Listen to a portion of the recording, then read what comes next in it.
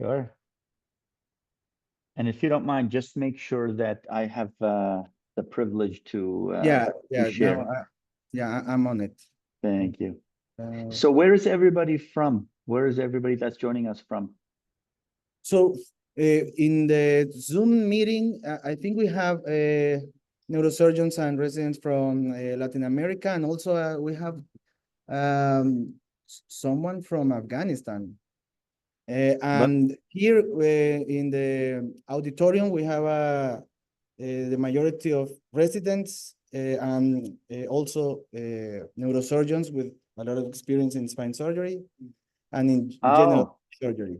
so you guys are in a classroom right now in an auditorium? Yeah, we have like a mixed format. At Do 7 o'clock at night? Yeah, so after your lecture, we have a neurosurgeon from here giving us a lecture of anatomy of spine here in like Wow. presential mode. You guys work hard. It's very late there. Yeah, it's not easy. I'm telling you, it's not easy. Not a problem. If you don't mind, just because I'm on a tight schedule, I'll start soon if that's okay with you. Yeah, Thank you. I'm only presenting you. So welcome Thank you. everyone, everybody. We have the Dr. Ali Bach with us. Is world reference in neurosurgery, especially in spine surgery. Currently, Dr. Bach is the chief of spine surgery at Banner Health and the University of Arizona and in Phoenix, Arizona. He graduated from Boston University Medical School and completed neurosurgery training at the University of South Florida in Tampa, followed by complex spine fellowship at Johns Hopkins. Dr. Bash has over 150 manuscripts, abstracts, and book chapters, and Bash has co-edited 4 books in neurosurgery, including the well-known Handbook of Spine Surgery that we all are familiar with. And I will add that Dr. Bash's mentor also many residents and fellow fellows world thankful and honored having Dr. Baj here with us. So the mic is yours, Doctor. Thank you. Thank you so much, Dr. Chang. And please, if at any point the sound cuts off or it's not very clear, just stop me or send me a message. Sometimes the connection can be bad from where I am, but if it's working okay now, thank you very much again, Dr. Chang, and to all the colleagues there, wherever you're joining us from, especially from the wonderful country there of El Salvador. This is probably my first time interacting with a forum and with colleagues from there. So it's an absolute pleasure. Um, as Dr. Chang said, I am a neurosurgeon that specializes in spine surgery. I've been dedicated to spine surgery for the last 10 plus years. And I do both traditional open surgery as well as more innovative MIS techniques. So I'm happy to share with you some thoughts about where I think we're heading and where I think the future of spine surgery is. These are my disclosures that are not relevant to this talk. I do want to spend a few minutes talking about minimally invasive spine surgery because I think when we talk about the future, we talk about navigation robotics, we really have to talk about minimally invasive spine surgery. And MIS is not new. It's been with us really for probably about 25 to 30 years right now. But we're redefining it as we get new techniques, new technologies, new retractors, new visualization systems. We're reinventing what MIS really is. Um, it's not really about a retractor or a tube, but it's really a philosophy of, can we have the same outcomes or even better outcomes with less invasive techniques? Sometimes the answer is yes. And as I will show you later, sometimes the answer is no. Sometimes the MIS surgery or the smaller surgery is the wrong operation.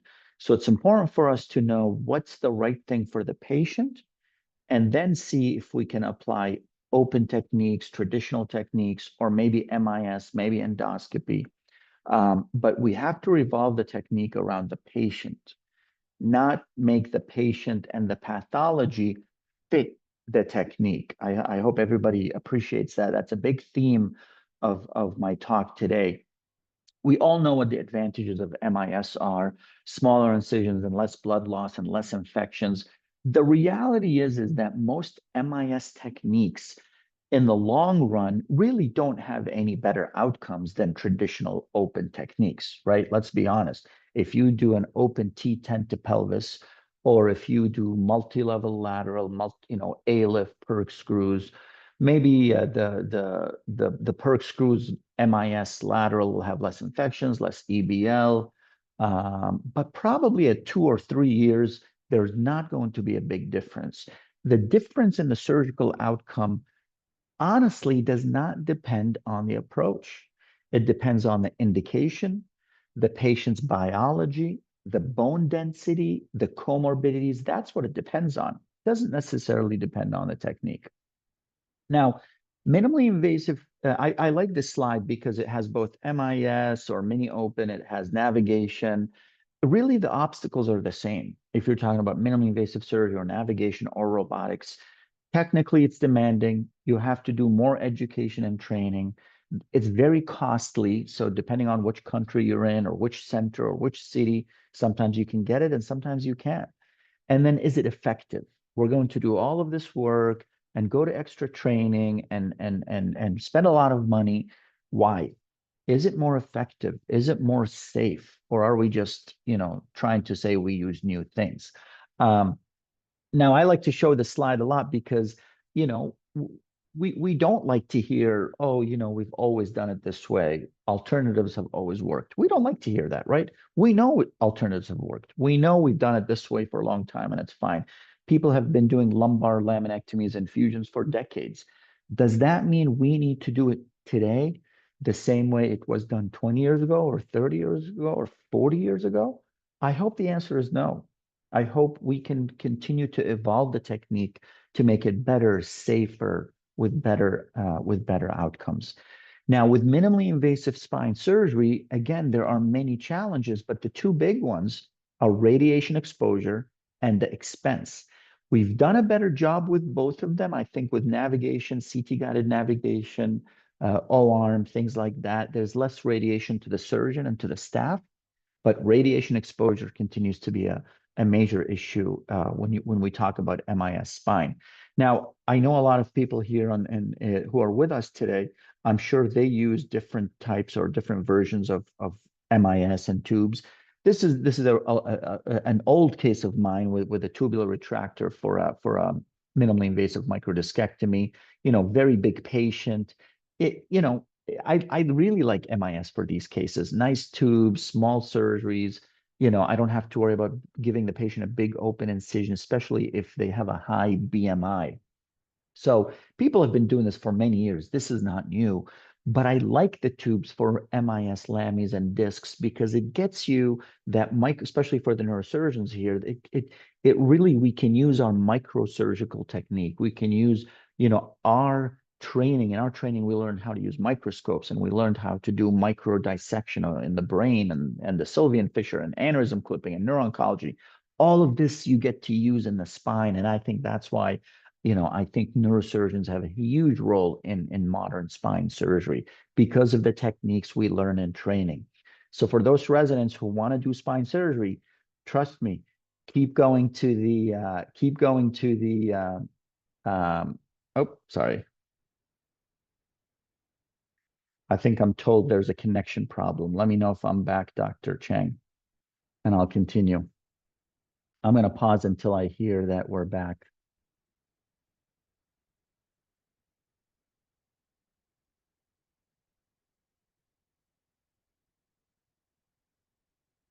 Can anybody hear me?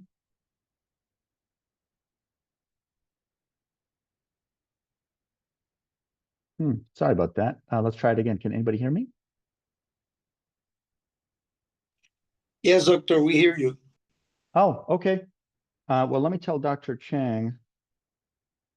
They said, sorry about that. I just got a message that you're having. If at any point you can't hear me, please let me know. So again, what I was going to say for the neurosurgery trainees, the residents, even if you want to do spine surgery later in life, make sure during residency you get on those cranial cases, the shunts, the aneurysms, the tumors. The skill set that we acquire in neurosurgery is so important to what we're doing now in spine surgery. It's such a great asset. Don't let it go. That would be my big thing here. So again, these tubes, you know, they have been around for a long time. Now, I tell this to everybody. I think there's a correct question, and I think there's a wrong. Here, internet in the auditorium. Oh, you guys are having a problem in the auditorium? Yeah, Okay. yeah, but you can continue. Okay, sorry about that. I think the folks who are not in the auditorium are okay. If not, please send me a message. So I'm going to keep going, and hopefully, you know, this is recorded. Maybe you guys can see it later. But the correct question, I always tell people the correct question is appropriate decompression, appropriate stabilization and fusion, spinal pelvic harmony, deformity principles. Those are the right questions. The wrong question is, how do I make every case MIS? How do I use the endoscope for every case? How do you use the robot for every case?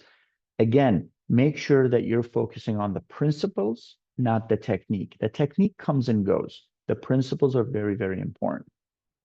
This is a patient with a very complex burst fracture, 3-column injury, highly unstable fracture. Somebody tried to do a very short segment fixation, and you can see what happened. Very, very early failure, and we took her back and revised her for a longer construct. So sometimes a small is the wrong surgery. Sometimes less invasive is the wrong surgery. Sometimes you have to go big from the beginning, especially with things like complex trauma. Now, I want to spend a minute or two, Dr. Chang. I hope you guys can hear me in the auditorium. If not, I apologize. We're okay. We're doing fine. Okay now? Oh, good, good. I want to spend a minute or two on lumbar decompressions and TLIFs. They're very common surgeries. I like them very much. You can see here in the top screen how I used to do my TLIFs. Two C-arms, lead, loop, you know, headlight loops. I don't do any of that now. The technology has evolved. We're doing navigation. I use almost no C-arm at all. I use screw. I'll show you on the next screen here. I show you screws, and it doesn't matter really which company you use. This is Johnson & Johnson, but this is not an advertisement for them. You can use any style that you want. But I really like these new implants because they don't have K wires. It's a one-step screw that you go under navigation and you're done. So that has made, I think, cases for us nice and quick and a lot more efficient. Again, no lead, no C-arm, none of that stuff. And people ask, well, okay, well, so what? You can do this open. Okay, but if you get a very tough case like this, osteomyelitis, discitis, you know, very poor nutrition, the patient is in terrible shape, this is a very difficult surgery to do open. You're going to have wound issues, soft tissue issues, definitely recurrent infections. But if you do it MIS with tubular decompression, percutaneous stabilization, including, by the way, to the sacrum, including to the ilium, these are iliac screws down there, you can achieve a reasonable result. This is 3 months out, no open surgery, all percutaneous. Again, acceptable results for to get you through the difficult phase. This is a patient that was referred to me for an infection. They thought he needed 2-level vertebrectomy, you know, from the thoracotomy. I said, you know what, why are we going to do all of that? Why don't we do a tubular transpedicular decompression, minimally invasive fixation? And here you see we're able to access the cord, the canal, decompress the cord, drain the abscess, and stabilize without the need to really have to do a big surgery. And this guy, I saw him up to 1 year. The MRI looks great in 1 year. Of course, he received antibiotics, but again, we saved him a big 2-level thoracotomy and a corpectomy. Trauma, minimally invasive surgery is amazing for trauma. I don't know if the residents in your country or anybody who's with us do a lot of percutaneous fixation, but percutaneous fixation is very important. It's a very important skill set to do perc screws. You can use it for trauma. You can use it for tumors.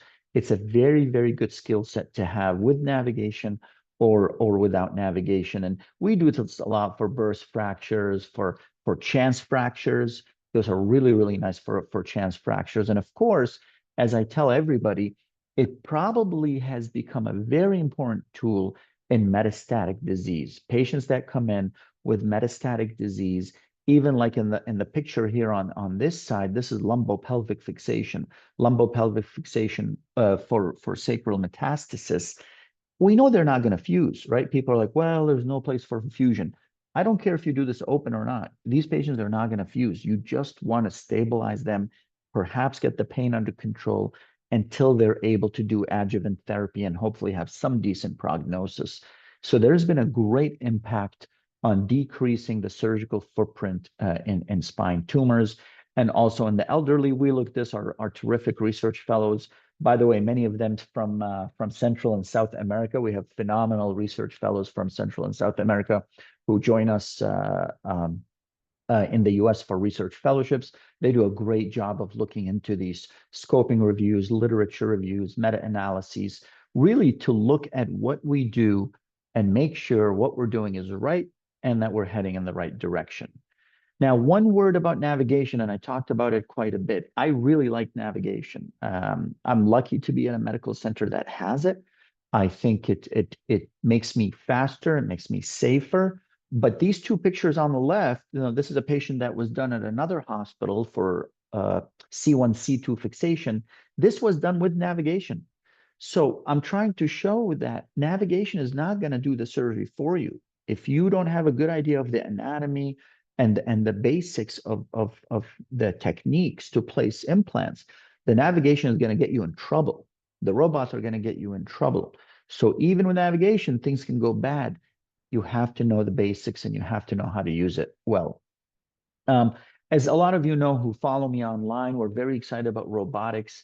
Right now, we're using the Brainlab Circ. Hopefully in the future, we'll continue to use newer iterations and bigger platforms.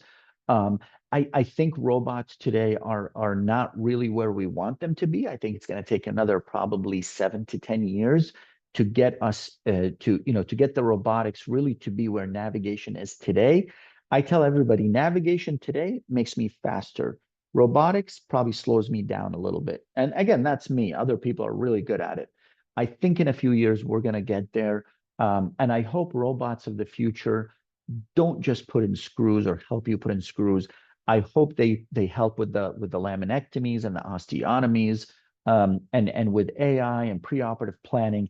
Then all of a sudden you're automating your OR, you're automating the technique and the approach, which I think is very, very valuable.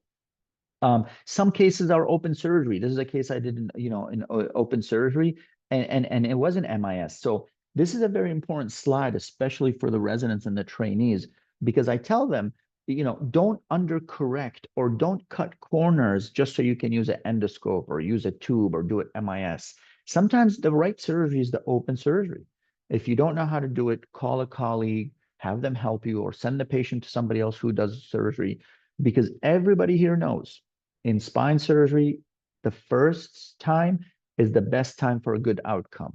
After that, nothing good happens, right? It's revision and scar and CSF leak and more pain. Let's get it right the first time if we can. Sometimes there's no way to avoid it, but if we can, let's get it right the first time. So in conclusion, I love navigation and robotics. I'm very excited about it, but don't forget they're not going to do the surgery for you.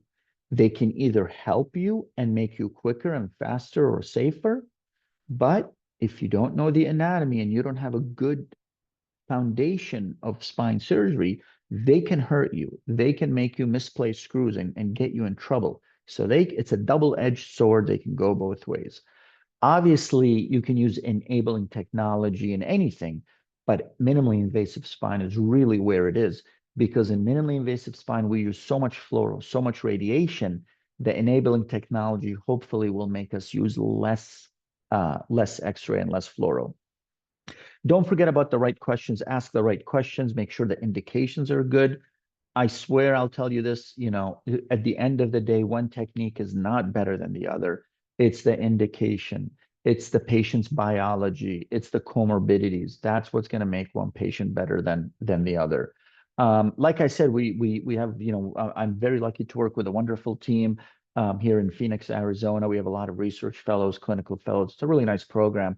I invite you and anybody here who can come visit us for 2 weeks or 4 weeks or even longer. We would love to host you here in the United States. So thank you very much. This was very short, but hopefully to the point, and I hope it inspired everybody to think about some of these concepts in their day-to-day practice and perhaps for the future. Happy to take any questions. Okay, thank you, Dr. Bach. I think we are all grateful for this lecture. I don't know if anyone here in the audience want to share some questions, algunas preguntas para el doctor. ¿Una duda? Sin pena. I don't know if anyone here in the chat room. So, doctor, Yeah. for us, Mhm. obviously, it's a great opportunity to have your wisdom share with us. We are in still initial phase in the MIS technique here in the country, but I think we are taking some steps forward. But it's very important for us to listen the advices about you have to dominate first the open technique and the anatomy before trying these techniques, and I also I also think that this is very important for the young residents and the rest of neurosurgeons to share this vision of try to have an open mind about the evolution of the technique. We all know that the procedures are open procedures and classic procedures are good, but we still can have some room to learn. So Yeah. I'm very thankful. Once again, an honor to have you with us. And I don't The know. honor's mine. Thank you, doctor, for your time. The honor's mine. Well, thank you, everybody. Have a wonderful night, and I hope we see some of you guys again somewhere. Yeah. Thank you. Take care, guys. Take care. Have a great night. Bueno, vamos a hacer una pequeña pausa para los que estamos en la sesión aquí, para el break, y luego seguimos con la ponencia del doctor Franklin Martínez. Vamos a prepararla. El break está afuera, creo que está listo, lo pueden traer para poderlo disfrutar acá.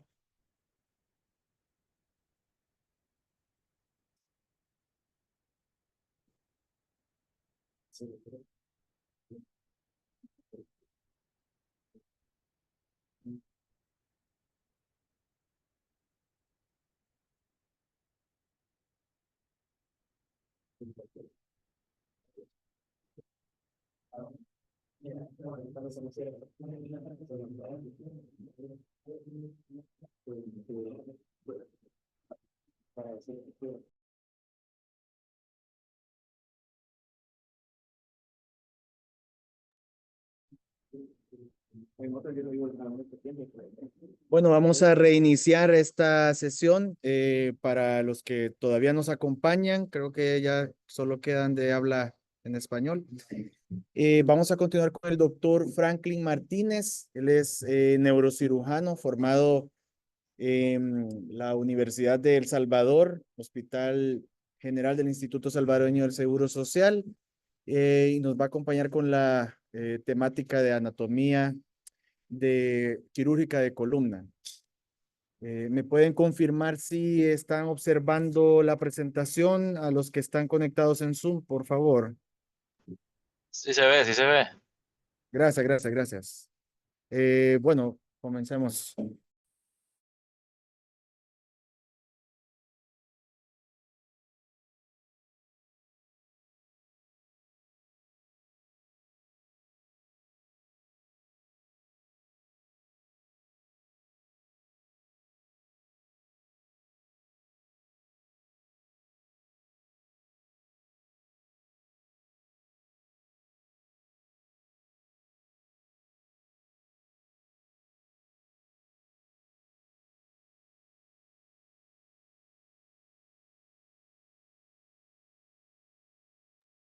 No se escucha aquí en Zoom. En 1610, la anatomía es a la cirugía como lo es la geografía a la historia.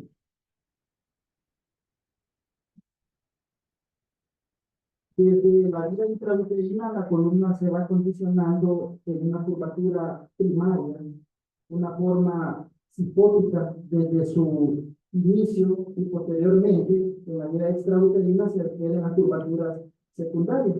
La curvatura a nivel lumbar es secundaria y se conoce como una lordosis que fisiológicamente está condicionada.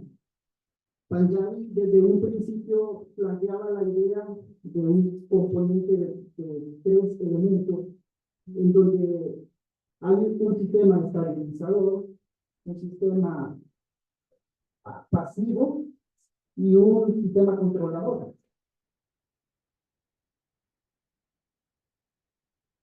En la columna lumbar se puede identificar en una vista anterior-posterior, tendríamos que ver una columna completamente recta, no con desviaciones hacia los lados en una posición anatómica normal. Y en una vista lateral tendría que verse una lordosis con una que no sea tan pronunciada, tendría que estar entre los 20 y los 50 grados aproximadamente al realizar un ángulo de codo.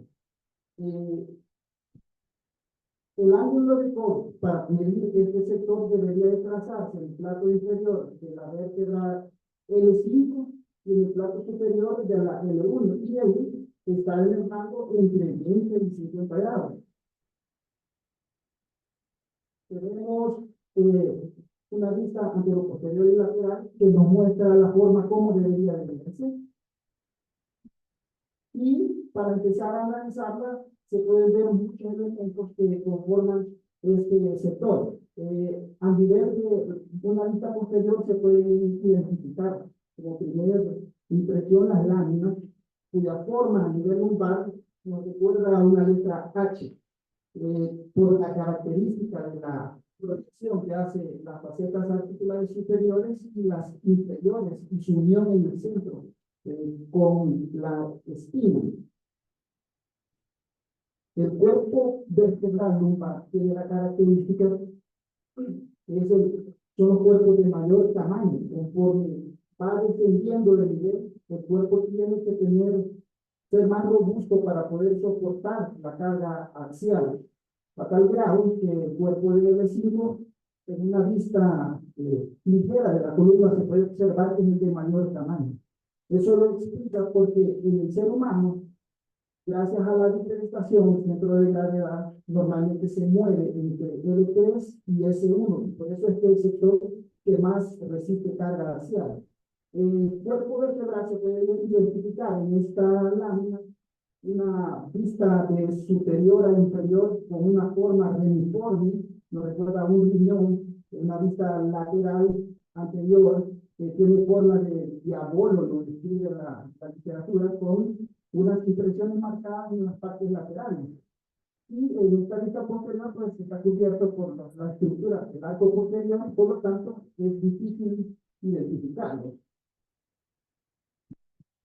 Cuando analizamos el cuerpo hay que tener las dimensiones que este tiene y eso nos permite que en esta visión, en esta lámina, se pueda ver el macizo de vértebras inferiores. En una vista API se ve mucho más pronunciada y lateral pues también se ve que la pronunciación va aumentando conforme desciende el nivel. Esto lo explica el hecho de que las vértebras desde la cervical hasta la lumbar, conforme desciende el nivel, también aumentan los diámetros, pero se da la característica que el diámetro transverso aumenta a mayor cantidad que el diámetro anteroposterior.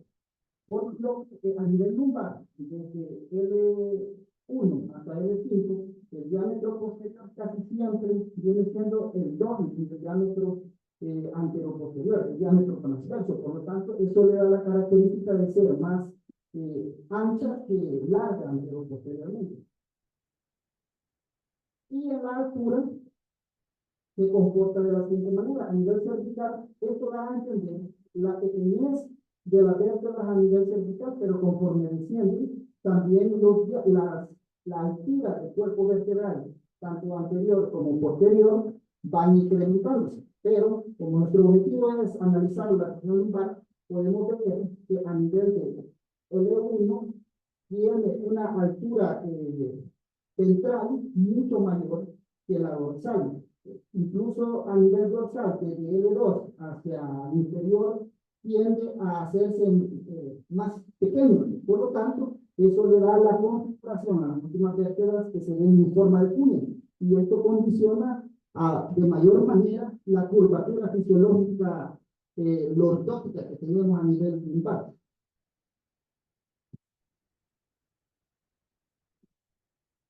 Este vínculo es un elemento importante a tener en cuenta. Este nos va a determinar algunos tipos de procedimientos considerando la proyección que este tiene del cuerpo. Desde el nivel cervical, aquí en esta gráfica lo que podemos analizar es la angulación que el vehículo tiene en toda la columna con respecto al sector que se está analizando. A nivel cervical, normalmente el ángulo se mide con respecto a un corte sagital que pasa por el medio de la espinosa. Y se puede determinar que algunos vehículos tienen a confluir hacia la línea media y otros a alejarse. Por lo tanto, nosotros podemos decir que a nivel cervical, incluso los grados que determinan la angulación de los vehículos son mayores, o sea, son convergentes, llegan a ese nivel. Y a nivel dorsal, incluso dorsal inferior, incluso pueden ser divergentes, pero a nivel lumbar vuelven nuevamente a hacerse convergentes, a tal grado que pueden ir desde un ángulo de 20 grados, la orientación del vehículo con respecto al cuerpo, hasta unos 30 grados aproximadamente. Entonces, conforme el nivel desciende desde L1 hasta L5, hay que tener eso en cuenta, pero nosotros muchas veces cuando hacemos procedimientos queremos tomar la proyección única, sabiendo de que tenemos un grado en cuenta, pero el grado se va aperturando conforme va descendiendo.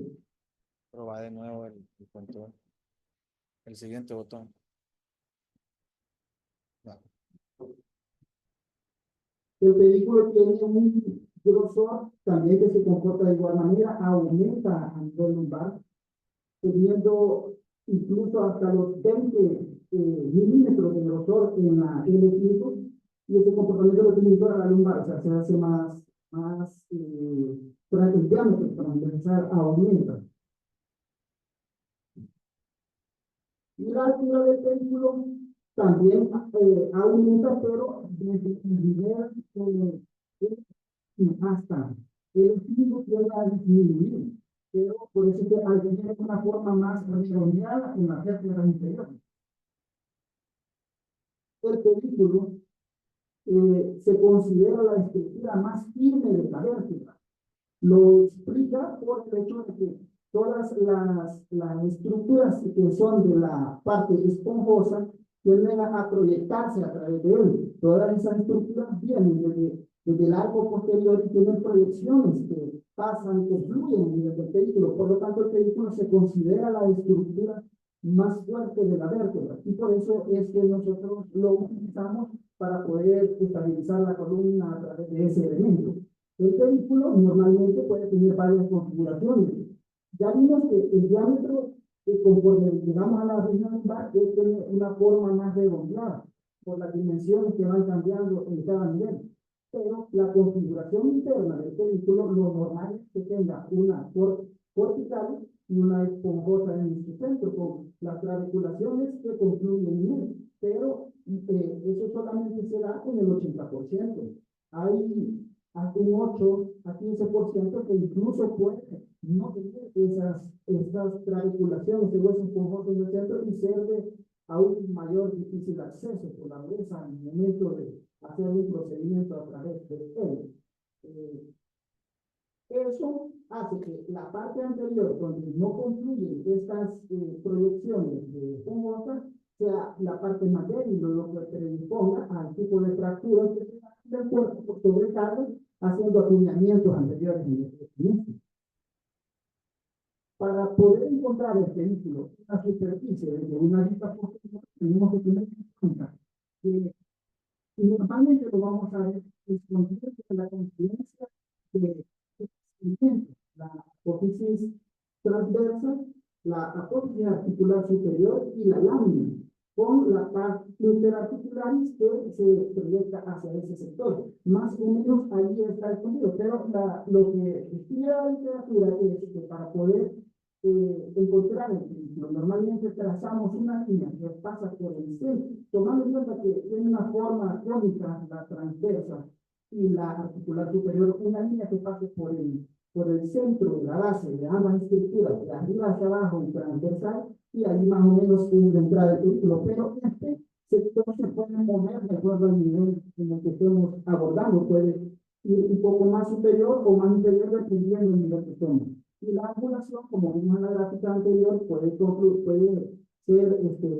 concluida hacia la línea media. Normalmente se va abriendo conforme vamos bajando de L1 a L5, llegar hasta 30 grados a nivel de L5 y de 10 grados en L1, o sea, puede variar. El istmo se considera la porción donde la lámina se une a la faceta, o donde confluye la lámina con el sector, con la articulación facetal. El pedículo es un sector, quizás si digamos que el istmo es un sector de debilidad estructural de la vértebra. Si decimos que el pedículo es lo más fuerte, aquí podemos decir que el istmo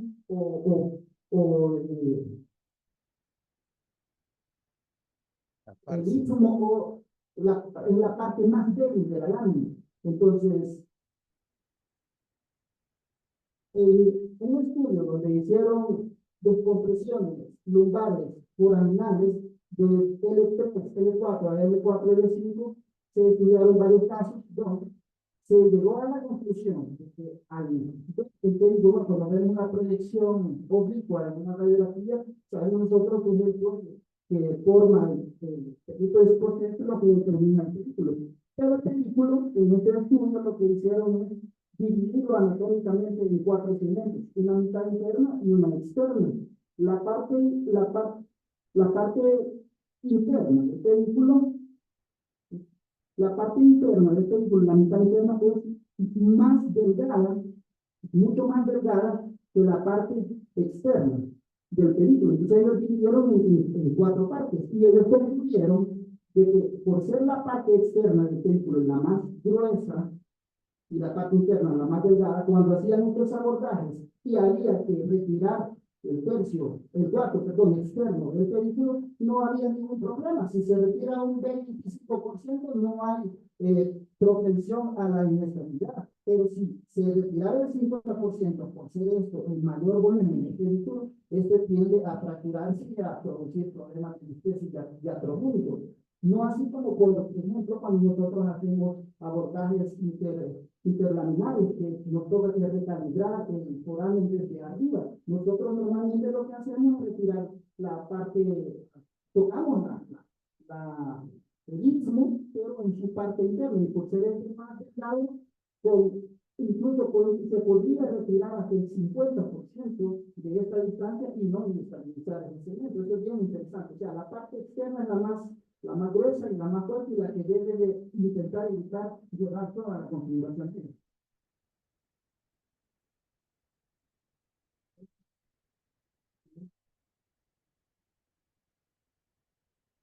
La faceta articular,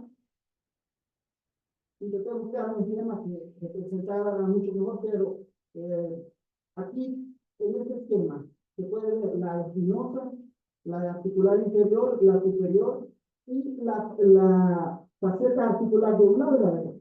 En la articular de un lado se ve que hay elementos que estabilizan esta faceta, como incluso un sistema muscular en una cápsula de la faceta, y lo importante de este sector es tener en cuenta cómo es la configuración interna de la faceta al hacer un corte transversal.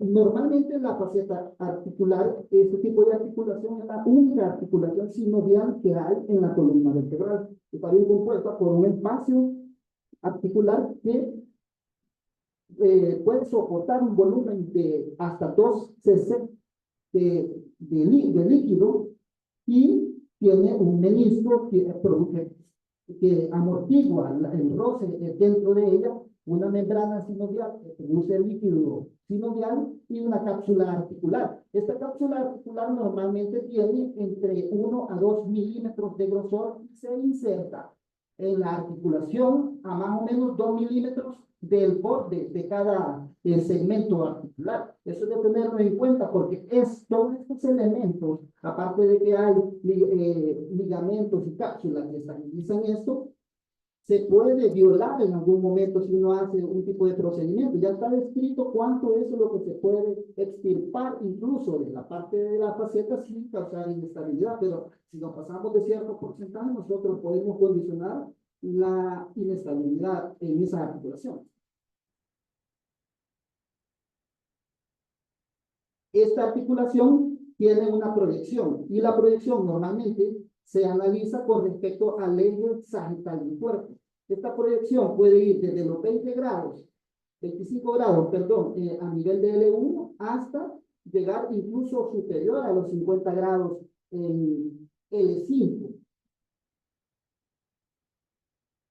Entonces, esto condiciona que haya una diferencia en la forma como se va proyectando eso, a tal grado que la articular superior de la vértebra inferior tiende a ver, la caría articular tiende a ver hacia atrás y hacia adentro, en ambos lados. Y las carillas articulares de la superior tienden a ver hacia adelante y hacia afuera, para hacer un sincronismo en la forma como se articulan. Pero lo normal es que incluso puede haber una variación. Si identificamos aquí, probablemente la angulación que tiene esta articulación es diferente, incluso la misma vértebra a un lado del otro. Se acepta que puede haber una asimetría de 5 grados hacia abajo, que es lo normal. Alguna literatura dice que puede llegar hasta a 10 grados, pero si nos pasamos de eso, ya empieza una situación que se llama, que se describe como tropismo. El tropismo no es nada más que cuando hay una asimetría bien marcada a nivel de la articulación facetaria. Y eso puede catalogarse como leve, moderado y severo. Y esto está relacionado con cierto grado de inestabilidad, tesis, y está asociado también con degeneración vital progresiva.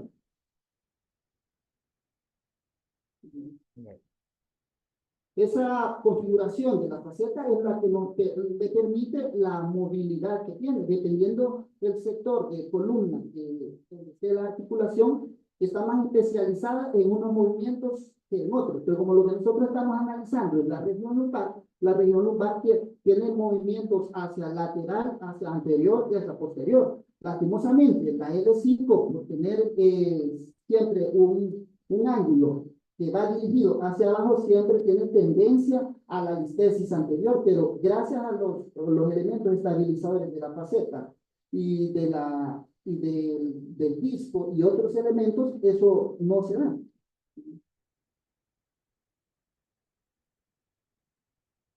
Entonces, la unidad funcional de la columna es descrita por Panjali.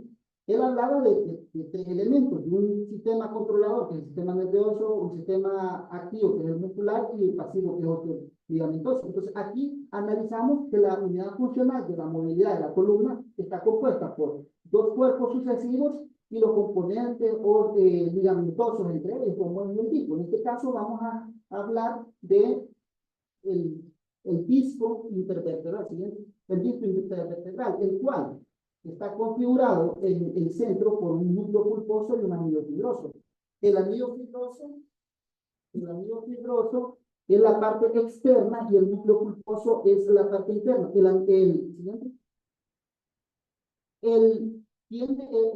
fibroso tiene una configuración de lamelas que van en forma de capas de cebolla desde la periferia del centro, y estas lamelas tienen fibras que confluyen una capa en contra de la otra en ángulos de más o menos entre 35 y 65 grados, a tal grado que le permite un soporte de carga axial que está especializado para eso.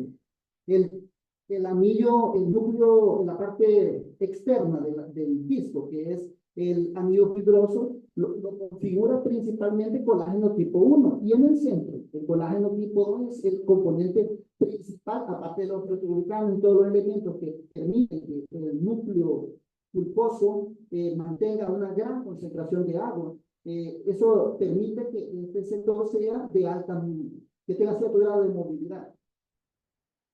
Y cuando vemos una fotografía electrónica de barrido, podemos identificar cómo está configurado. El anillo fibroso tiene una parte interna y una parte externa y las lamelas que están en su alrededor.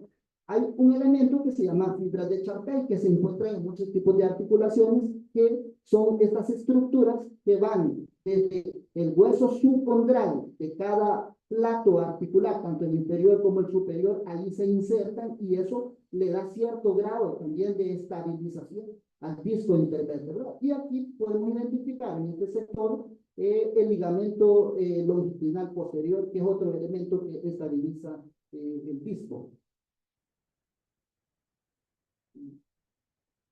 Cuando nosotros intentamos identificar el disco desde un aspecto posterior, normalmente hay que tener en cuenta que el nivel L5, S1 es donde el disco casi siempre se encuentra en la parte rozando el borde inferior de la lámina, pero conforme ascendemos en la lumbar, el disco de ese mismo nivel lo vamos a encontrar cada vez un poco más superior. Por lo tanto, vamos a tener que resecar una porción quizá un poquito mayor para poder identificarlo y manipularlo en las cirugías. Aquí este es un esquema anatómico donde se ve una fractura y más o menos me sirve para identificar el nivel con el disco, cómo se encuentra con respecto a la lámina.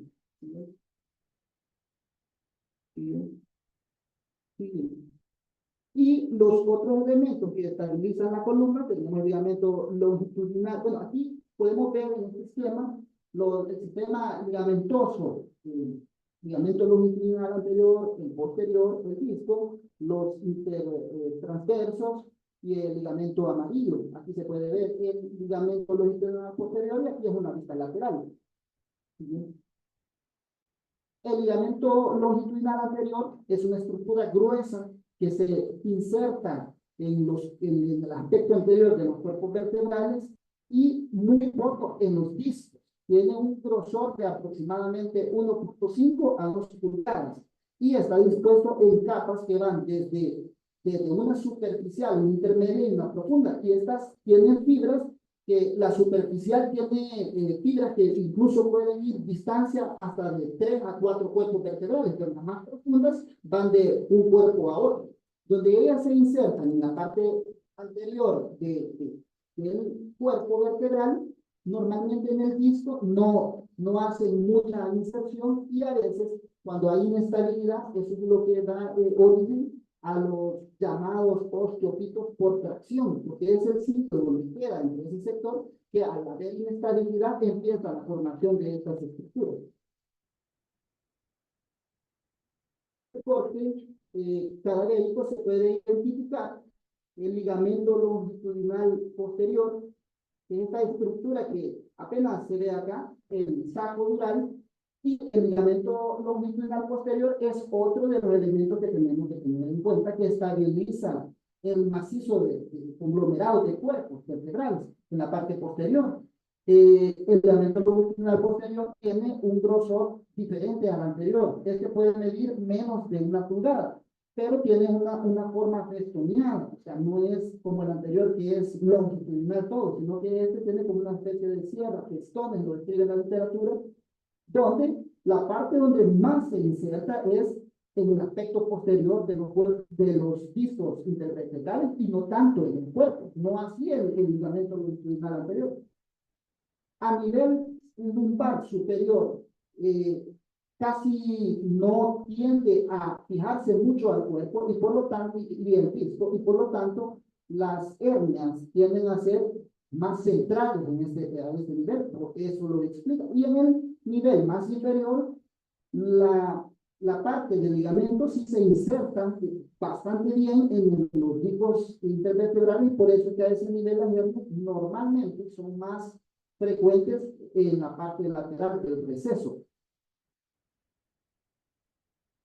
Bien. Y el ligamento amarillo, que no lo podemos dejar de tener en cuenta, tiene un grosor que va desde 3 hasta los 7 milímetros, se inserta en el corte ímpero anterior de la lámina superior y en el súpero posterior de la lámina inferior. Es amarillo, como su nombre lo indica, porque tiene una alta concentración de colágeno y elastina, y eso le da fuerza para que no haya tendencia hacia estabiliza la parte posterior del complejo vertebral. El ligamento interespinoso y el supraespinoso, que también se encarga de darle estabilidad. ¿Sí?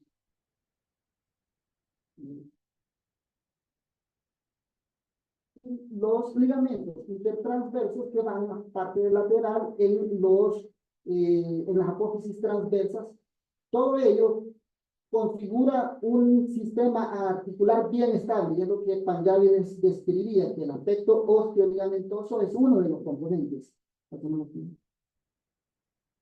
Aparte de esos ligamentos, hay unos que nosotros no los vemos tan frecuentemente, pero que están allí en la vértebra, por el hecho de que nosotros a veces no logramos entrar hasta ese sector, pero hay que tenerlo en cuenta. El ligamento de Hoffman fija el saco dural al aspecto posterior del cuerpo vertebral, y eso hay un segmento medial y uno lateral. Y hay un ligamento que es el ligamento radicular lateral, que también puede fijar la raíz hacia la vértebra, y esto muchas veces le confiere cierto grado de dificultad técnica a la hora de movilizar la raíz. Puede permitir que haya una dificultad de la movilización, un desgarro, así que hay que tenerlo en cuenta a la hora de manipular esa estructura. Y el tejido, la membrana peridural, que es un tejido fibroelástico que está alrededor de la dura madre, es por encima del ligamento longitudinal posterior, e incluso puede extenderse junto con las raíces a las partes laterales. A nivel del foramen existen una diferente configuración de ligamentos que van en proyecciones diferentes, tanto antero-posterior como oblicuo, y eso hace que el foramen no sea una estructura completamente abierta, sino que esté tancado. En medio de estos ligamentos es donde pasan las estructuras neurales y vasculares que nosotros conocemos que emergen por ese sector. Algo a tener bien en cuenta, porque en muchos procedimientos se utiliza es este ligamento, que es el ligamento mamiloaccesorio, que como su nombre lo indica, por las inserciones que tiene en la apófisis mamilar, que es una proyección posterior de la articular superior, y la apófisis accesoria, que es una proyección inferior de la apófisis transversa. Entonces, en esos elementos se proyecta este ligamento, y nos sirve para identificar la rama medial de la división posterior del nervio espinal. Entonces, ¿por qué? Porque es el complejo de nervios que nos va a inervar todo el arco y prácticamente la faceta. Entonces, es lo que se intenta bloquear, o lo que se bloquea cuando se hace procedimiento para disminuir la inervación de la faceta. Y hay un ligamento que solo se presenta a nivel de L5, S1, pero solamente, gracias a Dios, solo en el 8% de la población. Y este ligamento es el transverso corpóreo de McNabb. Este ligamento, cuando se encuentra, casi siempre se proyecta de la transversa a la parte posterior inferior del cuerpo, y puede tener un grosor variable. Cuando es bastante amplio, puede incluso producir una compresión de la parte externa al foramen de la raíz nerviosa, y hay que tenerlo en cuenta también. Y hay otros ligamentos que se encargan de hacer que la columna lumbar no produzca listesis anterior, porque si nos fijamos por la por la pendiente sacra, podemos ver que la L5 siempre va a tener tendencia a la anestesia. Pero gracias a estos ligamentos, anterior los ligamentos iliolumbares superiores e inferiores, ligamentos lumbosacros, hay una serie de ligamentos allí que le dan estabilidad a este sector. El canal espinal también hay que tenerlo en cuenta, porque el canal espinal está conformado en el sector entre el cuerpo, los pedículos y la parte del arco prácticamente. Tiene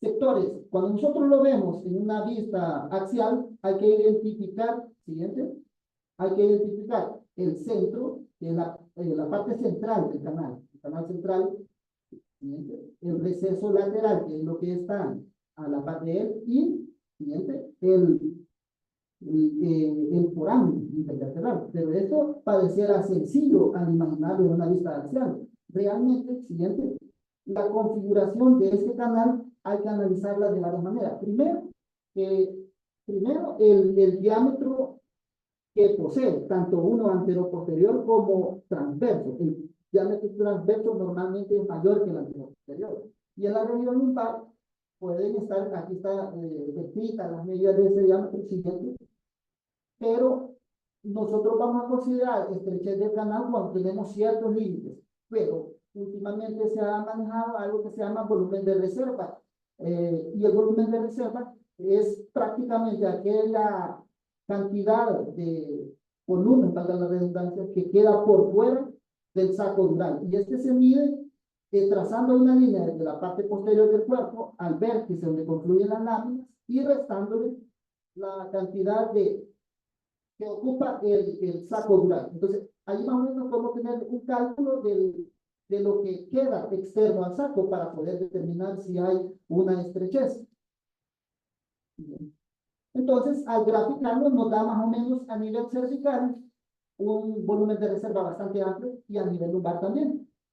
A nivel dorsal es donde existe este sector sumamente estrecho, pero por ser los sectores más móviles, la lumbar y la cervical, son los sectores que más sufren de canal estrecho por la alta movilidad, y el dorsal, aunque es el que tiene menos volumen de reserva, es el que casi nunca nos reportan este tipo de patologías, pero por la forma como es que funciona. Todos manejamos el hecho de que arriba de 14 milímetros es un ancho, abajo de 12 estrecho, relativo de 10 a 12 y absoluto menor de 10. Pero hay que tener en cuenta más que los diámetros, el diámetro, el área transversal. Cuando es arriba de 150 no está estrecho, abajo de 150 es estrechez, pero casi nunca se encuentran síntomas cuando es arriba de 100 milímetros, pero cuando es abajo de 75 milímetros cuadrados, casi siempre el paciente presenta sintomatología de canal estrecho. ¿Sí? Las diferentes configuraciones del canal, que pueden haber múltiples, siguiente, tener una redondeada, ovoide, en forma de trébol. La redondeada es la más común y la que menos predispone a canal estrecho. Y el receso lateral, que es la parte lateral a la parte central, que tiene una forma que tiene tres componentes: uno retrodiscal, una parapedicular y una que está inferior al pedículo. Y hay que entenderlo de esta manera. ¿Sí? Entonces, en el receso lateral existe una forma oblicua donde la raíz emerge casi siempre en un ángulo de 35 a 40 grados con respecto a la madre, al saco dural. Siguiente. Dale 3, adelante, porque ese es un esquema para entender más o menos la proyección de cómo va la raíz y cómo se divide en los tres sectores. Todo siguiente. Siguiente. Okay. Siguiente. Y aquí tenemos las zonas de Lee, que son los tres sectores que están arriba de la parte interarticular, abajo y en la salida. Siguiente. El triángulo de cambio, que es el sector de seguridad, compuesto por la articular superior, el borde superior del cuerpo y la raíz emergente, sector donde solamente podemos encontrar trabajar con seguridad. ¿Sí? Y la proyección del foramen, ¿sí?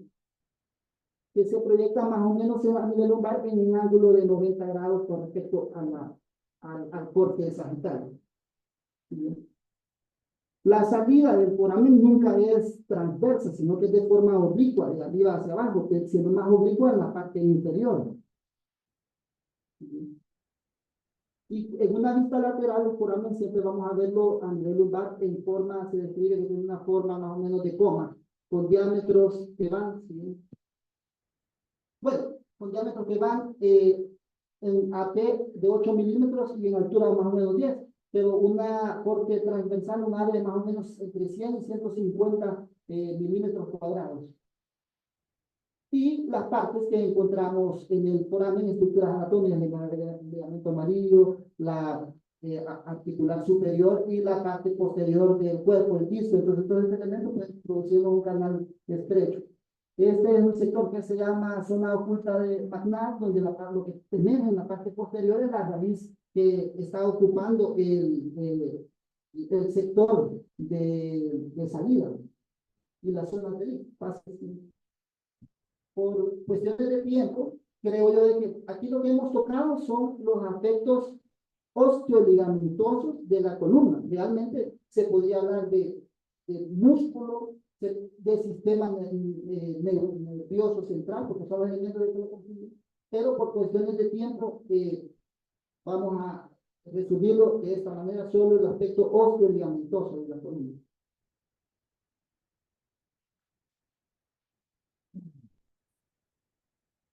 Bueno, muchas gracias por esta buena revisión anatómica, Franklin. Creo que todos están bastante agradecidos. Creo que has revisado bastante bien, profundizado bastante en la anatomía y para todos es útil recordar o conocer en detalle algunas estructuras y digamos que mediciones. No sé si alguien aquí en la audiencia o alguien aquí en Zoom tiene alguna pregunta. Yo sé que en Zoom hubo un poco de problemas con el audio porque estamos en un área cerrada con el sonido un poco lejos del micrófono de la computadora, pero, y les ruego nos disculpen, pero cualquier pregunta nos las pueden compartir en el chat. No sé si alguien tiene alguna pregunta o comentario aquí también de los presentes. Bueno, yo te agradezco personalmente y también por apoyar el proyecto. Y sí me ha gustado bastante tu revisión. Creo que ha sido muy útil para todos. Aquí pues excelente ponencia, están poniendo en los comentarios. Realmente también quiero aprovechar la oportunidad para pues agradecer al doctor Martínez por aceptar nuestra invitación y hacerle extensivo a todos los neurocirujanos, incluso también los residentes que quieran ser parte de esta plataforma y compartir su conocimiento o simplemente compartir temáticas de interés para todos. Uno de los objetivos de este proyecto es precisamente estimular eso, y si nunca lo han hecho, es una buena forma de iniciar a hacerlo, a preparar ponencias de este tipo para, pues en el futuro lo pueden hacer en otros sitios con otras audiencias. Les agradecemos mucho la presencia de los que están todavía en Zoom, son 13 todavía personas que han estado ahí acompañándonos, y los que vinieron hoy, pues yo sé que el lugar no es tan fácil venir hasta ahora, así que realmente que les agradezco a todos los que han logrado venir o los que se fueron agregando, pues. Muchas gracias y tenemos ya o sea, tenemos Academia de Neurocirugía para todo el año. Tenemos ya reservadas la mayoría de meses y solo estamos trabajando en las ponencias invitadas, pero va a estar interesante. Les agradezco de nuevo.